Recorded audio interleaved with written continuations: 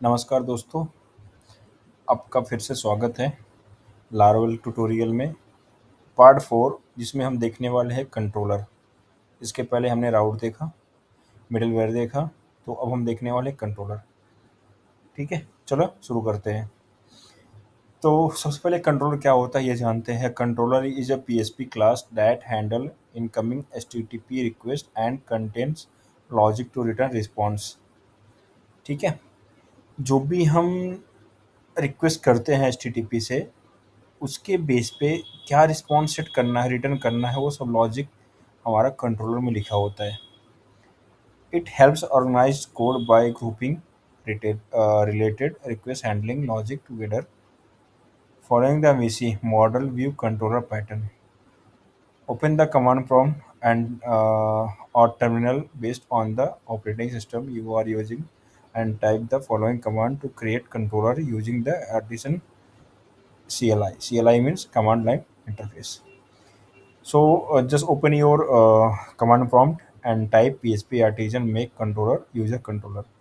जैसे ही आप ये टाइप करके एंटर करेंगे तो आपका H T T P sorry app H T T P controllers के अंदर user controller dot P H P करके कंट्रोलर बन जाएगा।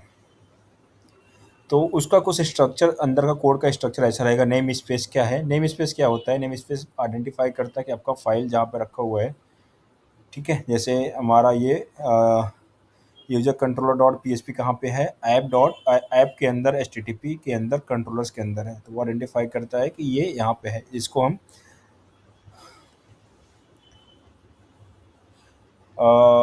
नेम स्पेस कहते हैं। तो यहाँ पे यूज हुआ है रिक्वेस्ट। ठीक है, request class user controller extend controller. अच्छा, यहाँ पे एक्सटेंड कंट्रोलर क्यों है, क्योंकि ये कंट्रोलर अगर हम एक्सटेंड कंट्रोलर नहीं लगाएंगे तो हमें आइडेंटिफाई नहीं होगा ये कंट्रोलर क्या है।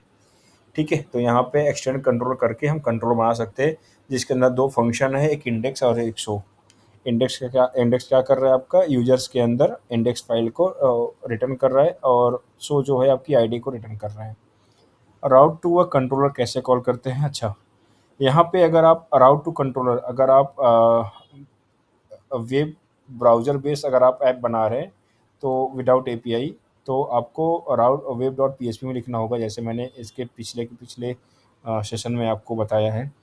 तो यहाँ पे हम क्या करेंगे, web dot P H P के अंदर सबसे ऊपर टॉप पे use app H T T P controllers user control करके इंपोर्ट कर लेंगे।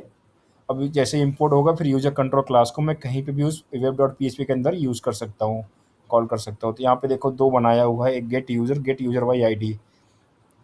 तो दोनों का काम क्या है, एक इंडेक्स आपका रिटर्न कर रहा है जो फंक्शन बना है, और एक आपका सोर्स फंक्शन को रिटर्न कर रहा है। ठीक है, टाइप ऑफ कंट्रोलर्स।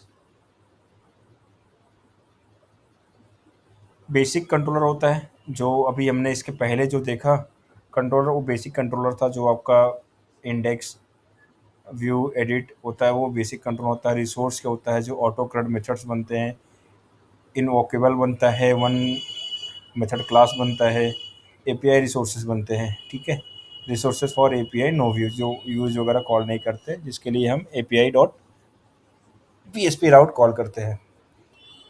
तो बेसिक कंट्रोल हम देखते हैं, basic controller contains multiple method, जैसे इंडेक्स हो गया, क्रिएट हो गया, ये सब जो होता है हमारा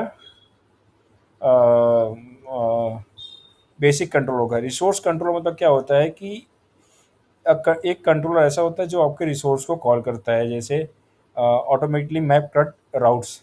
यहाँ पर PHP artisan make controller product controller hyphen hyphen resources लिखा हुआ है। जैसे हम करेंगे तो ये सब फंक्शन कॉल हो जाएगी, index, create, store, show, edit, update, destroy. Index list all, create, show, create form, store जो फॉर्म से डेटा आ रहा है उसको स्टोर करने के लिए, सेव करने के लिए, शो एडिट के शो जो है वो व्यू करने के लिए, एडिट जो है एडिट करने के लिए, अपडेट जो एडिट से फॉर्म के डेटा अपडेट करने के लिए आएगा, वो डिस्ट्रॉय जो है वो डिलीट के लिए है। फिर इसको हम जैसा चाहे वो यूज, जैसे ये रिसोर्स होता है तो राउट में ऐसा कॉल होगा, राउट कोलन कोलन रिसोर्स प्रोडक्ट, और फिर product controller colon colon class, ये यूज करते ही मतलब आपका फिर इंडेक्स कॉल हो जाएगा अपने आप। ठीक है, फिर इनोकेबल कंट्रोलर जो होता है सिंगल एक्शन कंट्रोल होता है। इसको बनाने के लिए PHP artisan make controller show profile hyphen hyphen invokable. तो जैसे हम बनाते हैं तो यहाँ पे देखो एक इनोकेबल इनोक करके एक फंक्शन बन गया है जो आपकी प्रोफाइल जो भी हम पास करेंगे पैरामीटर उसके बेस पर वो रिटर्न करेगा। तो यहाँ पे राउट में देखो कैसे कॉल है, route colon colon get profile slash ID show profile class. अब यहाँ पे हमने फंक्शन का नाम नहीं डिफाइन किया है, यहाँ पे हमने डायरेक्ट जो हमारा रिक्वेस्ट है रिक्वेस्ट पाथ दे दिया है और क्लास का नाम भी दे दिया है, उन लोग में अपने आप कॉल हो जाएगा। तो बाय डिफ़ॉल्ट वो सिंगल एक्शन कर देगा, अपने आप उठा लेगा वहाँ पे, ठीक है। फिर middleware on controller, middleware on control क्या होता है, क्लास जब भी हम कोई मिडिलवेयर बनाते हैं, जैसे हमने देखा देखा था राउट लेबल मिडिलवेयर बना था हमारा, वैसे क्लास लेबल भी हमारा मिडिलवेयर बनता है। क्लास लेबल मिडिलवेयर बनाने के लिए हमें कंस्ट्रक्ट करके एक फंक्शन बनाना पड़ता है जिसके अंदर मिडिलवेयर और ऑथ को कॉल करें या कोई भी मिडिलवेयर कॉल करेंगे वो उस पर्टिकुलर कंट्रोलर के लिए, कंट्रोलर में सभी फंक्शन के लिए एप्लीकेबल हो जाएगा।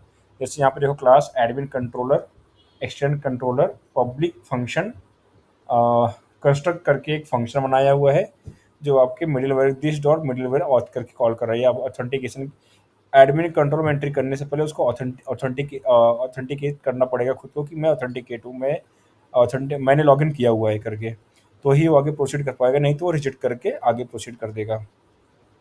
तो ये हमने देखा है कंट्रोलर दोस्तों। तो कंट्रोलर इतना ही था, बाकी का कंट्रोलर को डिटेल में हम देखेंगे जब मैं आपको पूरा एग्जांपल बताऊंगा।